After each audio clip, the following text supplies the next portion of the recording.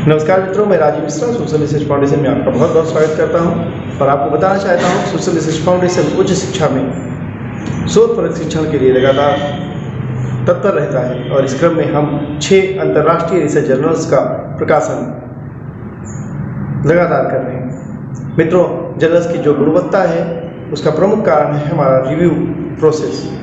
हम अपने पेपर को डबल ब्लाइंड पीयर रिव्यू पद्धति के आधार पर रिव्यू कराते हैं, तमाम एक्सपर्ट्स के पास भेजते हैं और उनके द्वारा अनुशंसित होने पे ही वो पेपर आगे प्रकाशित होता है। इसी कड़ी में सोशल रिसर्च फाउंडेशन ने एक नई शुरुआत करी है, वो है ओपन वाइवा।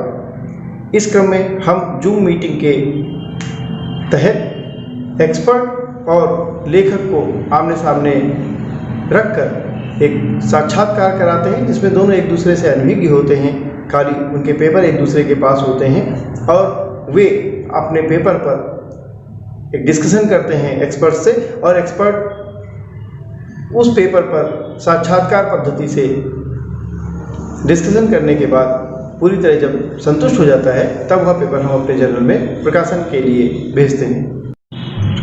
तो आइए हम अपनी तरह का पहला अभिनव प्रयोग करते हैं रिव्यू प्रोसेस के लिए ओपन वाइवा के रूप में।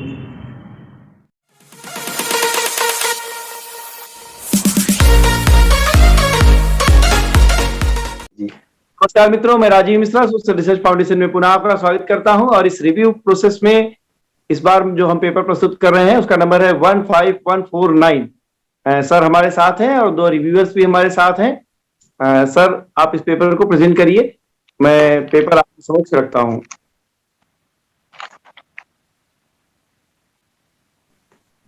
Thank you sir. सर ये आपका टॉपिक है सर? जी जी जी सर जी। अपराध, पुलिस एवं न्यायालय एक अवलोकन, crime, police and court and analysis. ये जो मेरा टॉपिक है सर, ये एक सामान्य ऑब्जर्वेशन है, अध्ययन है, और मेरा मुख्य उद्देश्य, भले इसमें लिखा अलग है, लेकिन मुख्य उद्देश्य ये है कि लॉ में जो रिसर्च करना चाहते हैं सर, वो अपने एक टॉपिक के रूप में इसको डेवलप कर सकते हैं। इसमें काफी, इसलिए मैंने एक जनरल स्टडी किया है, लेकिन प्रोफॉर्मा पूरा आपका रिसर्च पेपर के हिसाब से ही उठाया है। तो इसमें सर बढ़ते हुए अपराध के कुछ विषयों पर इसमें मैंने विश्लेषण किया है, और मेरा जो प्राइमरी डाटा नहीं है, ये आपका नेशनल क्राइम रिकॉर्ड ब्यूरो जो है, जो पूरे देश का क्राइम का डाटा इकट्ठा करती है, उनके द्वारा पब्लिश किया जाता है। उसी से मैंने 10 साल का डाटा लेकर उसका विश्लेषण किया है। तो इसमें सर मैंने आपका रिसर्च पेपर के जो भी मापदंड है उनका पूरा पालन किया है, और इसका उद्देश्य यही है कि ये जो समाज के जैसा, समाज में क्राइम, वैसे तो समाज है, क्राइम भी रहेगा, हर युग में रहेगा, लेकिन अभी क्राइम ज्यादा बढ़ रहा है। हर चीज एक सीमा में रहे, चाहे वो बीमारी हो, कुछ भी आपका वायरस हो, बीमारी हो, सीमा में रहे तो अच्छा रहता है। वैसे क्राइम भी एक सीमा के भीतर रहे तो हमारा जो अपराध को टैकल करने के लिए जो इंस्टीट्यूशन है वो अच्छे ढंग से काम करेंगे, और समाज में शांति व्यवस्था भी बने रहेगी। और देश का भी जो पहला कर्तव्य है न्याय प्रशासन का पालन करना, न्याय प्रशासन को बनाए रखना और लोगों का कानून पर विश्वास बनाए रखना, तो वो भी उद्देश्य पूर्ण हो। तो इसके लिए मैंने अभी इसमें सिर्फ आपका 2 इंस्टीट्यूशन के लिए हैं, पुलिस को और उसके बाद आपका न्याय प्रशासन को। तो इसमें मैंने अपना जो हाइपोथेसिस भी लिया है, उसमें पहला लिया है कि ये जो बढ़ते हुए अपराध हैं, उस बढ़ते अपराधों की संख्या में न्याय प्रशासन में जो सुधार होना चाहिए, आधारभूत जो सुधार होना चाहिए, वो सुधार नहीं हो पा रहा है।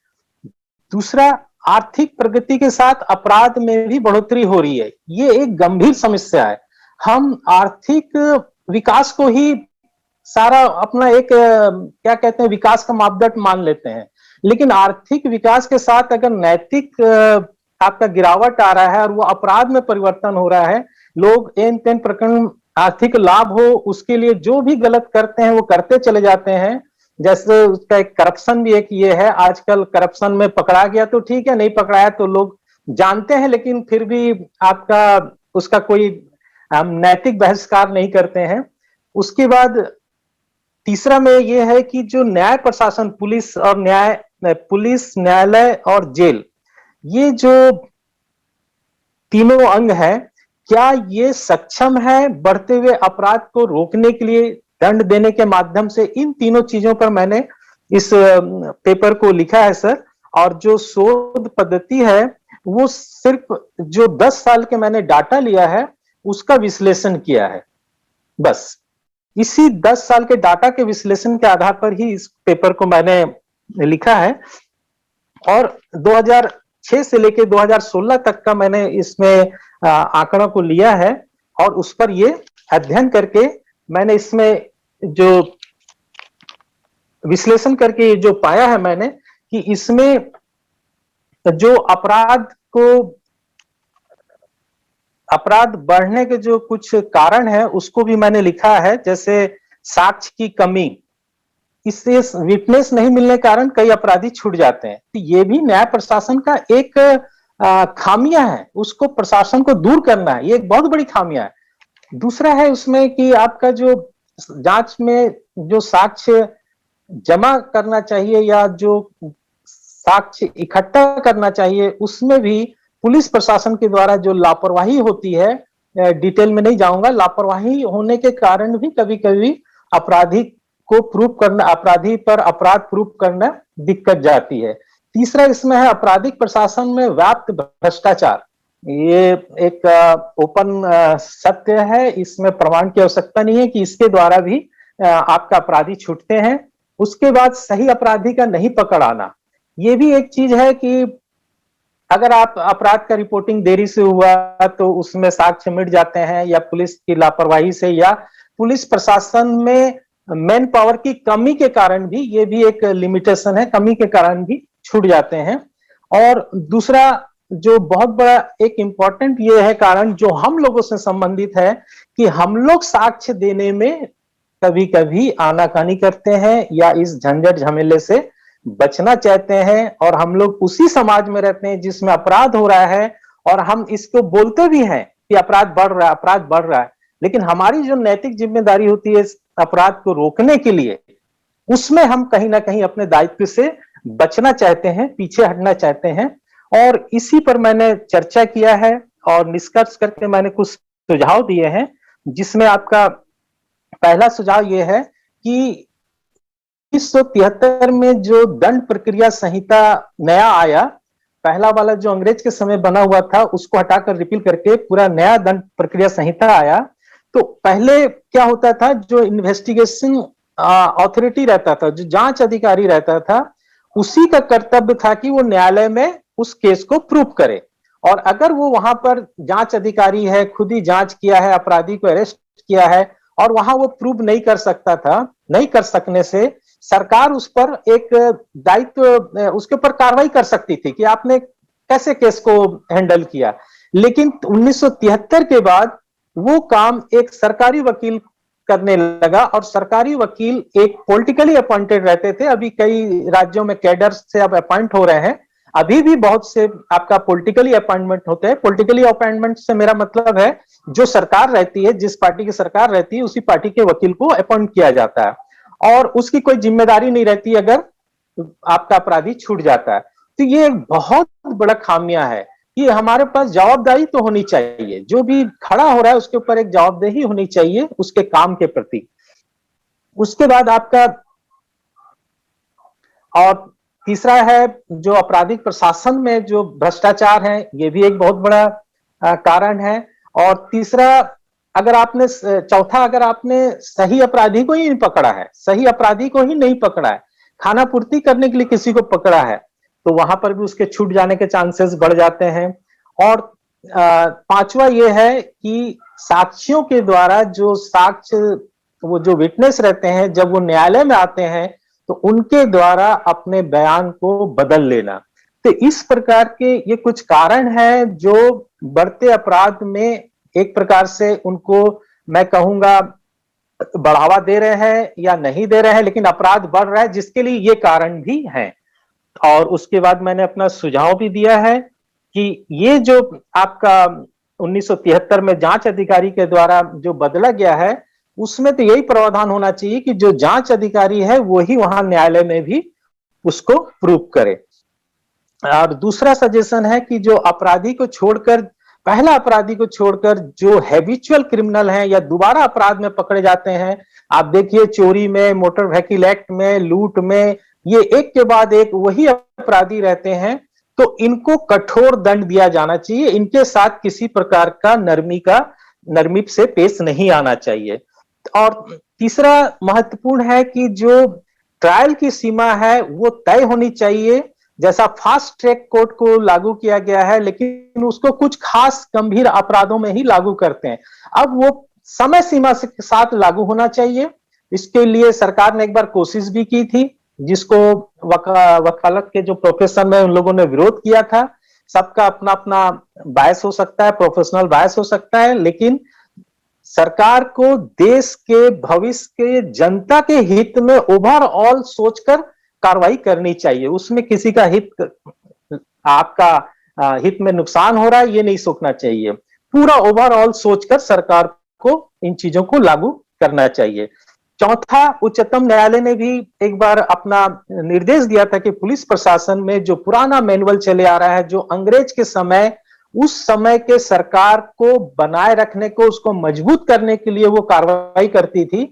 आजादी के बाद पुलिस प्रशासन का वो मानसिकता अभी तक चेंज नहीं हुआ है, और जो सरकार है वो उसके फेवर में काम करती है।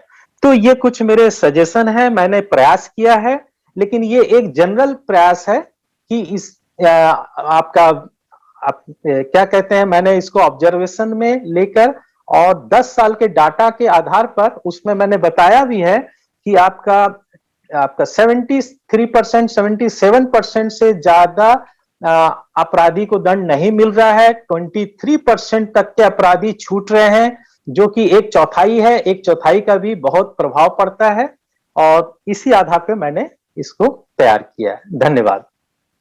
कुछ पूछना हो तो सर पूछिए। जी धन्यवाद सर। सबसे पहले मुझे तो खैर नहीं पूछना है, लेकिन मैं आपको एक सुझाव देना चाहता हूँ। वो जी मैं आपको बताना चाहता हूँ कि मैं इस जर्नल का संपादक भी हूँ। मेरा नाम राजीव मिश्रा है, और एक संपादक होने के नाते मैं ये जो देख पा रहा हूँ, इसमें प्रूफ रीडिंग की बहुत सारी गुंजाइश है, अशुद्धियां हैं थोड़ी सी। तो इसको जो है प्रूफ रीडिंग की दृष्टि से आप एकदम शब्दशः पढ़ लीजिए, क्योंकि जहां मैंने देखा तो मुझे लगा कि वहां पे है।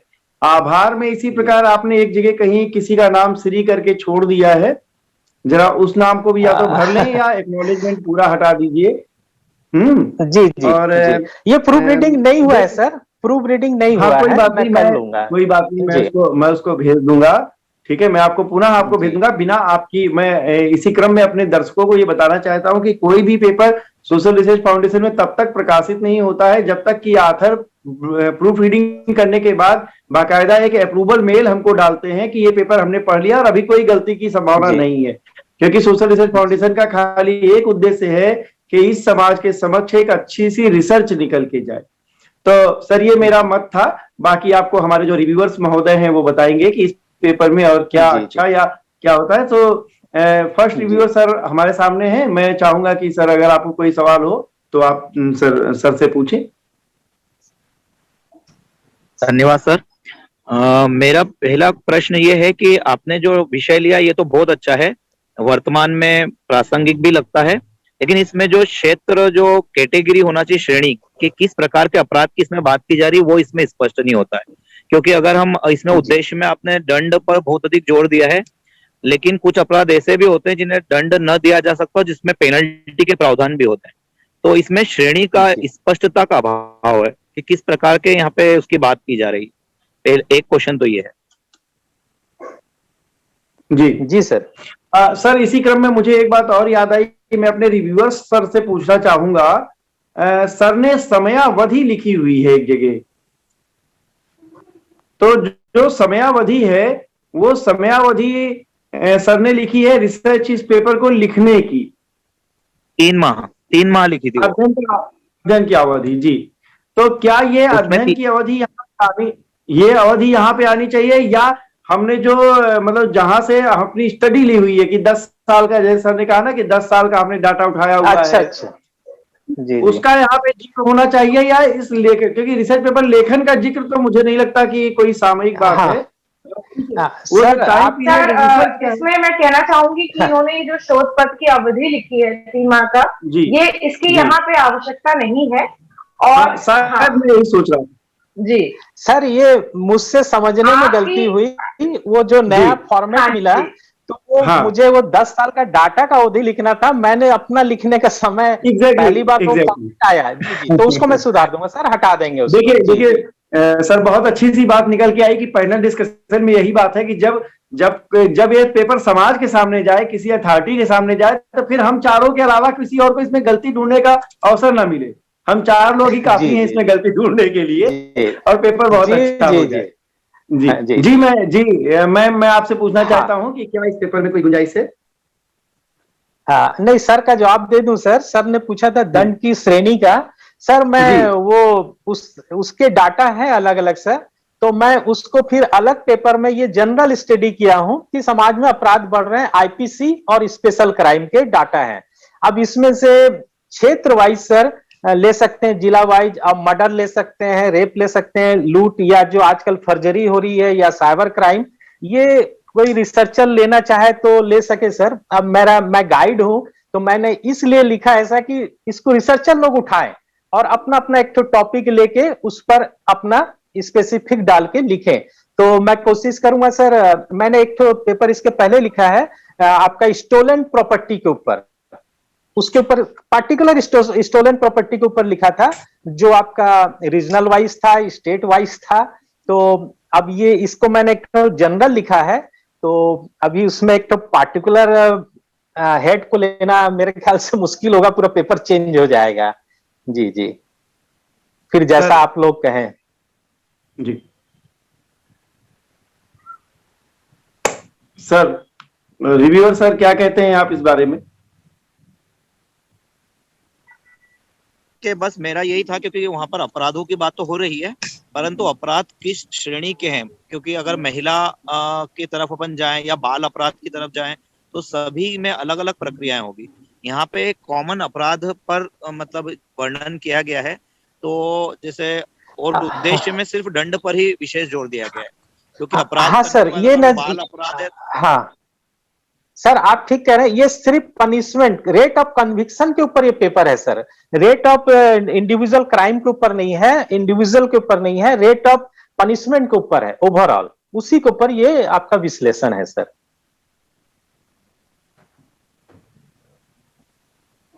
कन्विक्शन रेट के ऊपर ही ये पेपर है सर, बस 10 साल के कन्विक्शन रेट।